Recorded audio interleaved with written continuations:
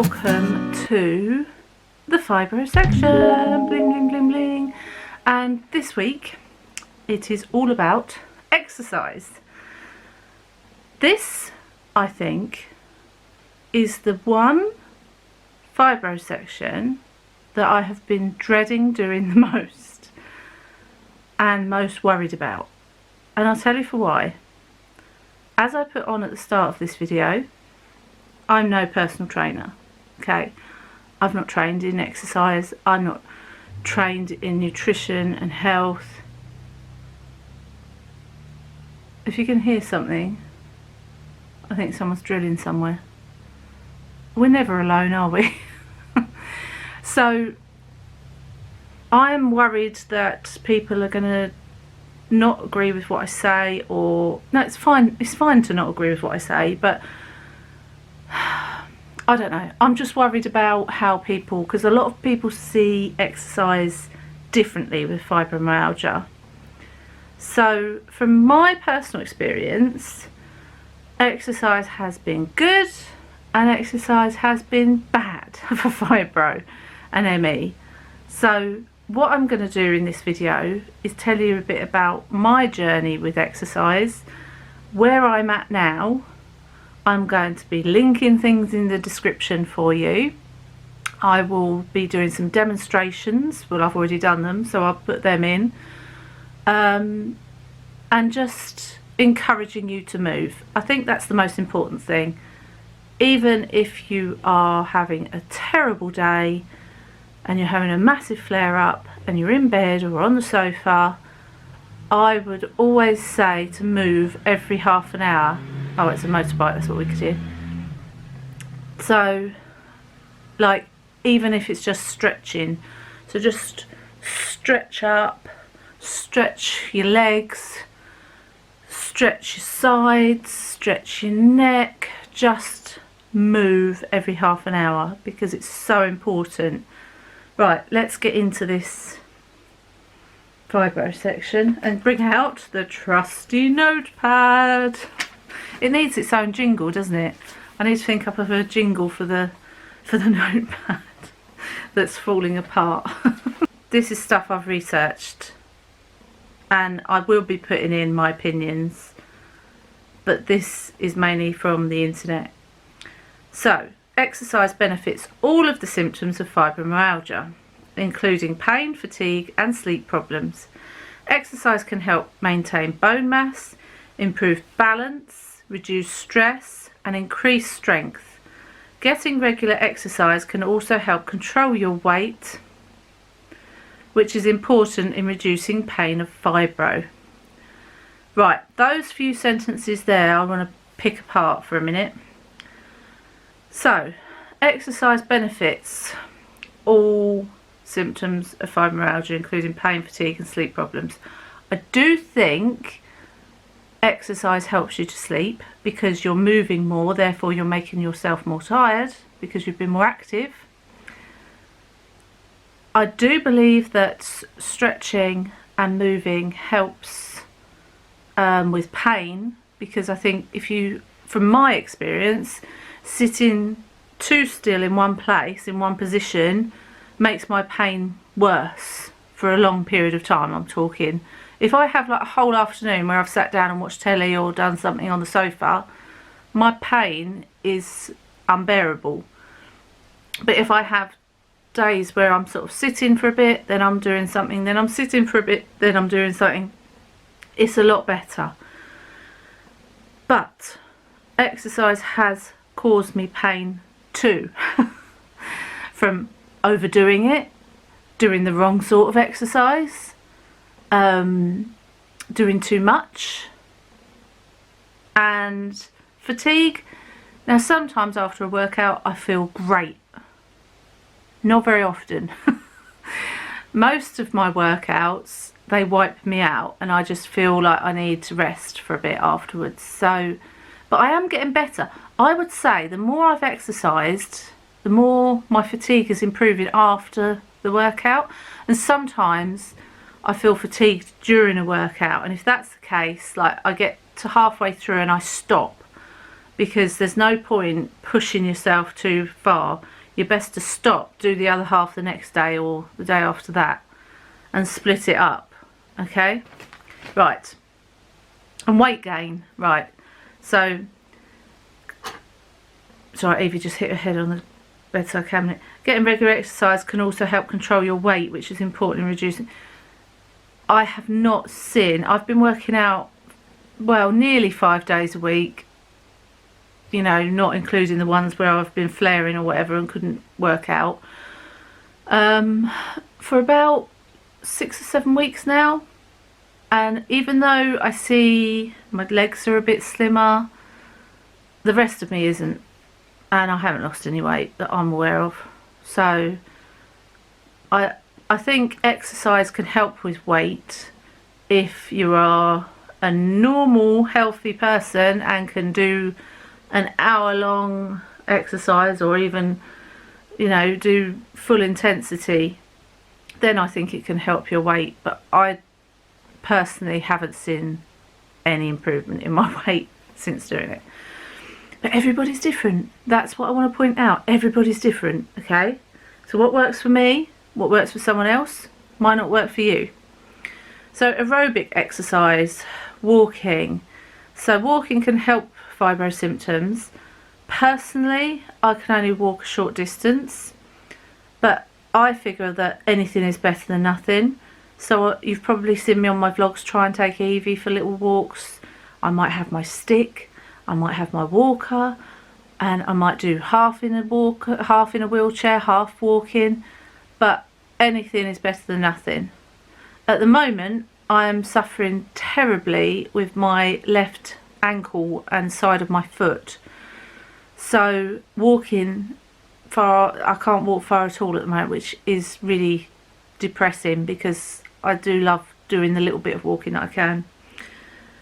But on the pain management course I did, they told us to increase the amount you walk each week. So 1 week walk for 5 minutes a day every day. Then the next week, if you're feeling okay, walk 6 minutes every day.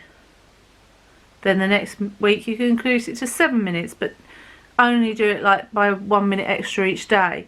So it's very, very gradual. Cycling.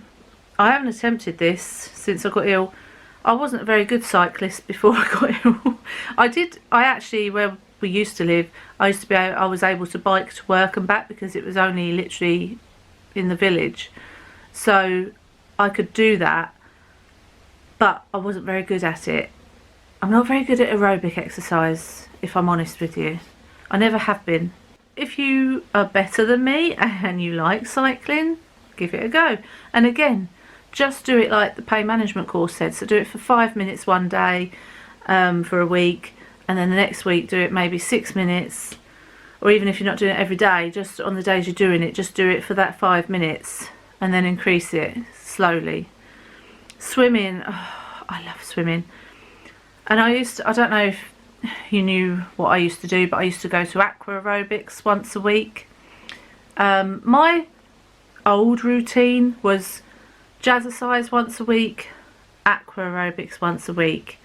They were my 2 main workouts I did, other than biking to work or walking to work and back and walking around work. And I have been back to aqua aerobics since I got ill, and I tried to do it twice now, but each time I've nearly passed out every time I've been in the water.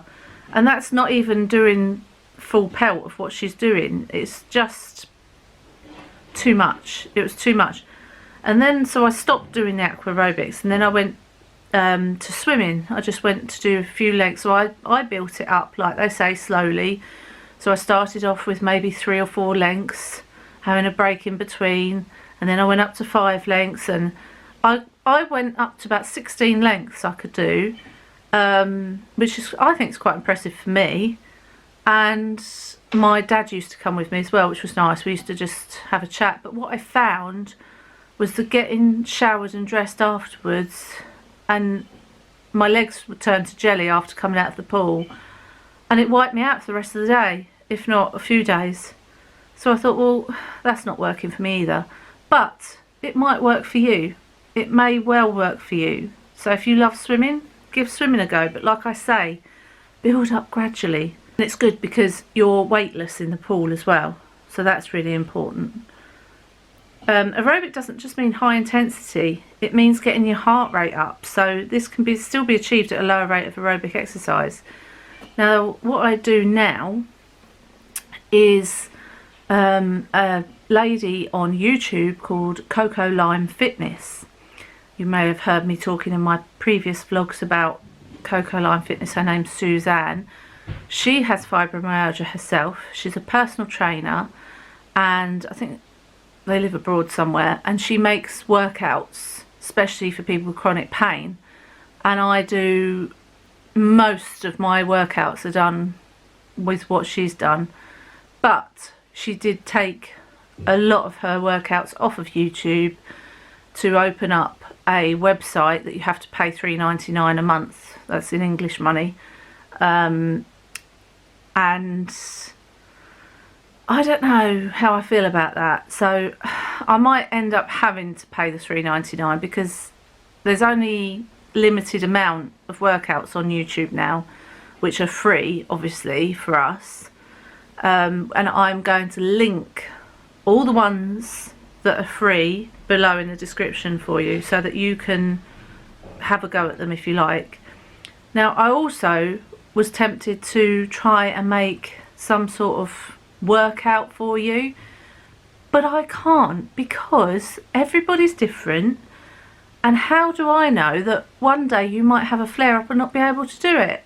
Or one day you might find one of the workouts too difficult and you want to get a less intense one. So that kind of is impossible for me to do for you.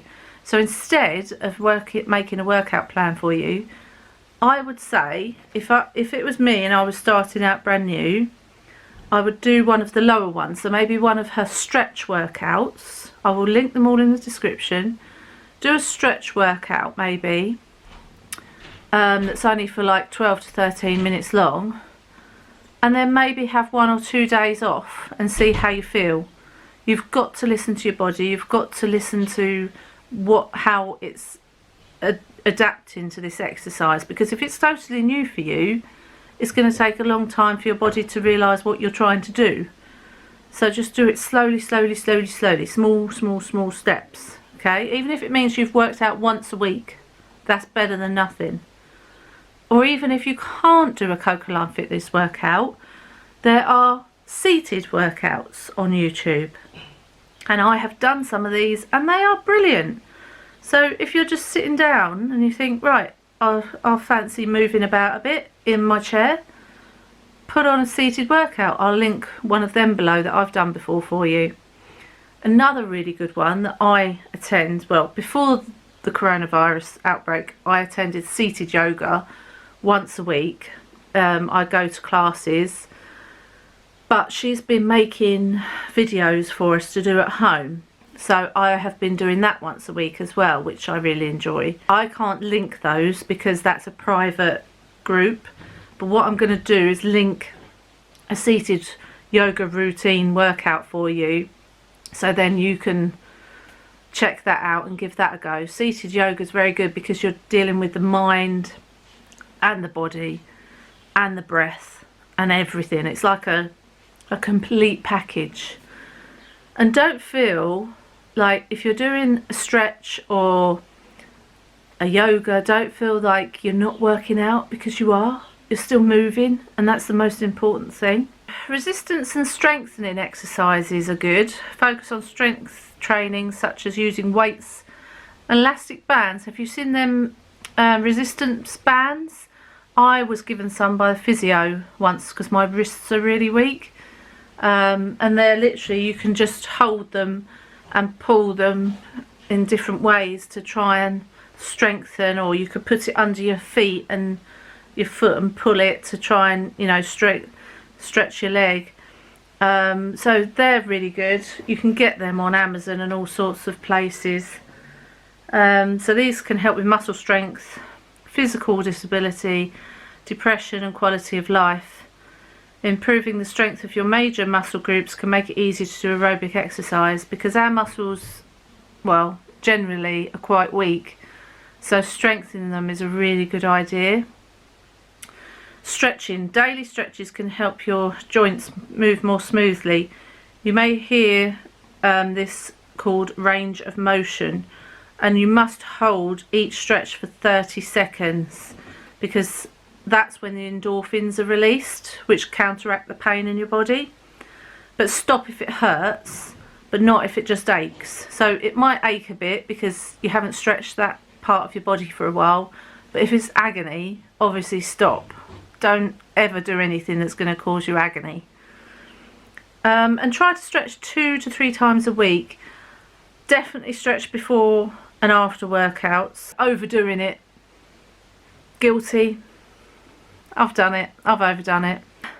If you follow me on my vlogs, I started trying to do Joe Wicks workouts. Don't do it. Don't do it. And I'm not slating Joe Wicks because he's brilliant, and for people without chronic illness he's great.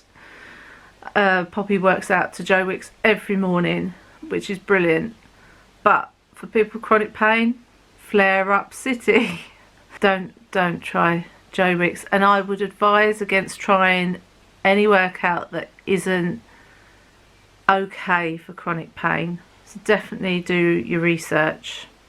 If you do overdo it during the workout, because your muscles are going to hurt. I mean, there's a difference between a flare up and your muscles hurting from overdoing your workout, because the muscles haven't been used for a while, so they're going to be tight, which is why it's important to stretch. But you can put a cold compress, like an ice pack in like a tea towel or something, and do sort of 20 minutes ice pack, take it off for 20 minutes, and then 20 minutes heat, and then take that off and do it alternate heat and ice, and that does help.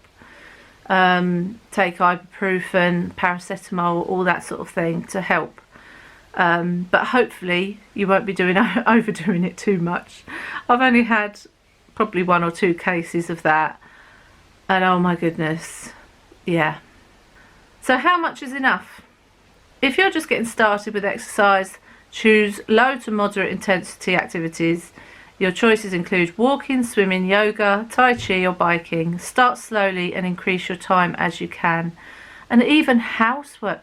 Housework is classed as exercise because you're burning calories and you're stretching yourself while you're doing some housework. So even if you've done some housework, you can think, oh, I have moved today at least. You know, if you've put dust around or something, or put a hoover around, that's all classed as exercise. Any sort of movement, you're stretching, and that's the most important thing. But if you want to increase that, that's where I am telling you to look in the description and look at all the ones that I've linked. Do your research. We've talked a bit about yoga. The blend of stretches and meditation can also help you get more fit. The postures you hold ease aches and pains. Exercises that teach you to focus your thoughts can help you overcome fibro fog. Meditation keeps your mind in the present, which can help you handle pain. It's really important at the moment to keep your mind in the present as well. Like I've said, start small, work up. If you overdo it, you could end up in a flare, so take it slowly.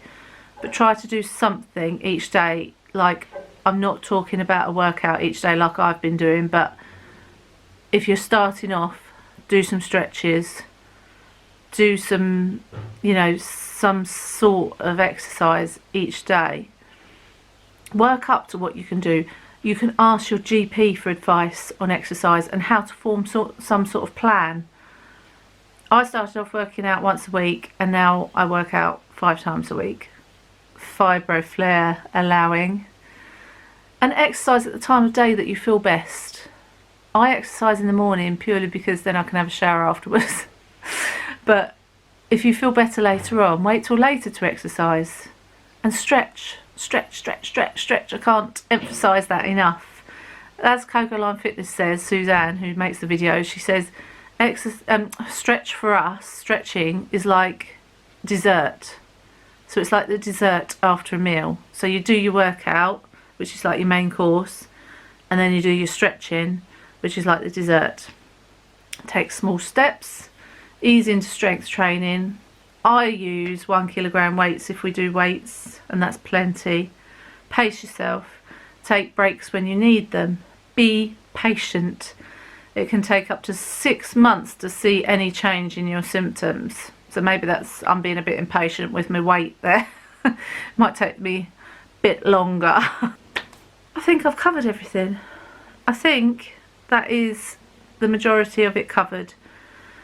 If you do some exercise that you find helpful and you would like to leave a comment below, do it.